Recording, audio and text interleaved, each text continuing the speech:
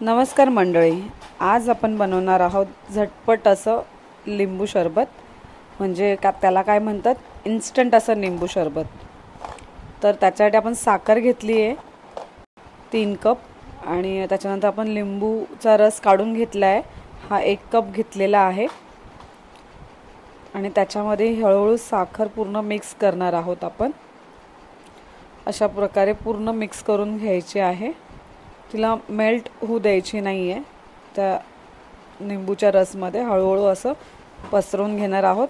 आपण 2 भागमध्ये डिवाइड करून घेणार आहोत ते, कारण की एकात ठेवलं तर लवकर ते सुकणार नाही आहे, त्याच्यामुळे असं थोडं थोडं दोन्ही ताटामध्ये करून घेतलं आहे, लवकर सुकणार आहे त्याच्यामुळे असं केलेलं आहे। 7 ते 8 दिवस लागतात हे अशा प्रकारे आपण वाळवून घ्यायचं आहे। पूर्ण उन्हामध्ये नाही वाळवायचे, आपल्याला फॅन खालीच ठेवायचं आहे।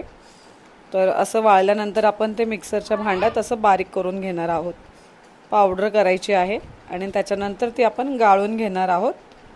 अशा प्रकारे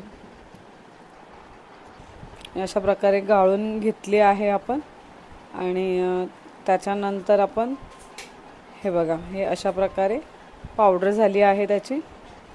आता आपण लिंबू सरबत रेडी करणार आहोत। त्याच्यासाठी पाणी घेतलं आहे